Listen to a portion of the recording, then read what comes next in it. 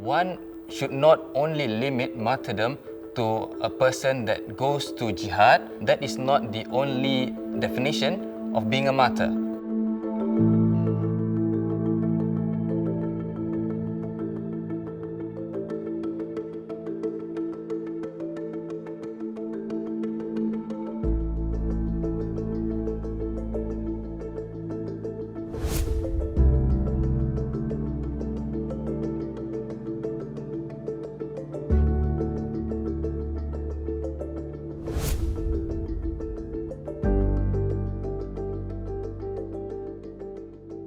When we talk about jihad, it is a concept that is not foreign in Islam. Jihad comes from the word jahada, which means literally to struggle and to strive. So the idea of jihad is to constantly struggle to better oneself, right? Other than looking at jihad as armed jihad or militarily, but we're also looking at how to better ourselves. There are also different forms of jihad. We can find examples of jihad in our daily lives, right? So a person that goes to school to study, for example, that is a form of jihad. If you are an employee or a worker, then how you should perform your job well, and that's also part of jihad as well. There's a part of you when you struggle that you leave behind. There's a new part of you that you acquire. That also goes into the actual struggle of the city or the country or the nation to be a better country. So legal challenges, and also the country or the nation or the community when it tries to protect itself and ward itself off from harm. So you have military struggles, military conflicts. That's also, the term jihad is applied to that as well. Now, unfortunately, you've had extremist groups to take that term and try to co-opt it and try to abuse it and try to manipulate it and try to make it into something that it's not. So you may have had extremist groups claiming to be Muslim who wanted to wage jihad against a particular country. Those are extremist groups, and you expect misapplications and lack of information from groups that don't have a proper understanding. But it's really important for Muslims to reclaim this term, and not only to reclaim it, but to understand it for what it is.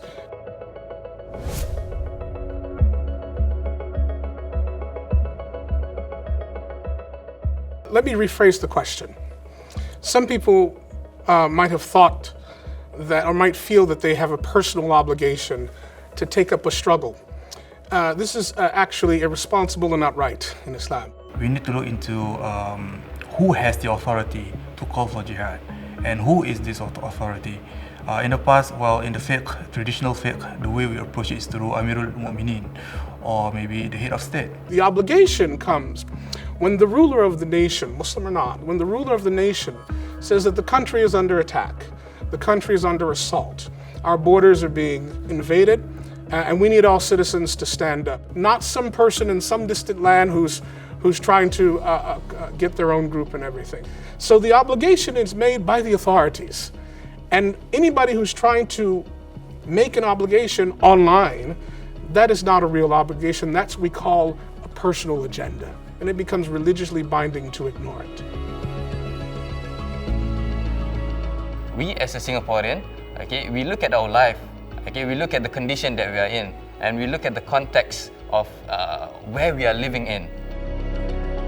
There's a hadith by the Prophet ﷺ in which one of the companions asked the Prophet whether he could go to jihad with him. So the Prophet ﷺ replied to the companion, "Are your parents still alive?" And the companion replied, "Yes, they are still alive." So the Prophet ﷺ said, "Fafihima fajahid." So do jihad for your parents. What does that mean? It is to serve the parents, not to take up the call for jihad in the name of military. But again, there are different definitions of jihad that we need to focus on. The avenues to do good are many, so let us not limit ourselves to do a particular act that is not substantiated in this day and time.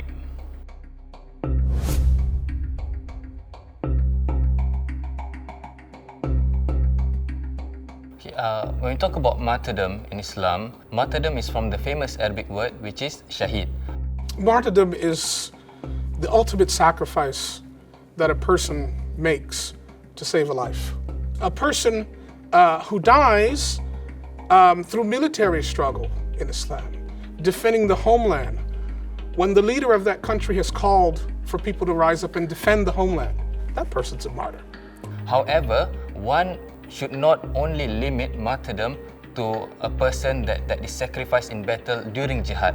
That is not the only definition of being a martyr. So if a person, for example, were to be sick and he ails from an ailment of the stomach, that is also reported by the Prophet ﷺ to be a person that is a martyr, okay, if he passes away or she passes away.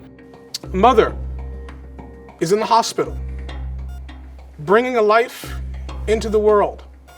She's in childbirth, and she dies in labor. That woman is a martyr.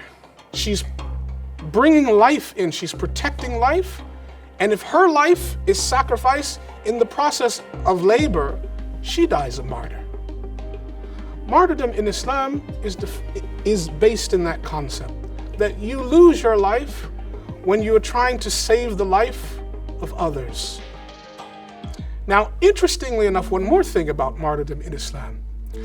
If you are an innocent victim of a tragedy, then from an Islamic point of view, Allah subhanahu wa ta'ala, God Most High, makes that a classification, puts that under martyrdom also, right? So people who have died in a tragic accident, plane crash, terrorist incidents, terrorists have attacked a building and they killed a hostage. That hostage is a martyr as well. Let's say for the case of jihadists or the case of militants who try to recruit people and entice them with martyrdom, first of all, they need to meet the requirement. There's so many requirements. One of the requirements will be the niyyah itself. And this is also supported by the hadith. A man claimed that, oh Allah, I already fight for you and I died for you, so I died as a martyr. But Allah said, you lied. You did not fight for me, but you were fighting because you want to have a glamorous mention and regarded and hailed as hero by your society or your community. It would be good for me to cite another example. This is based on my personal experience interviewing a former combatant or former militant. His motivation then was because he found that throughout his teenage years and adolescence, he has committed so many sins. And again, family issues. So he finds that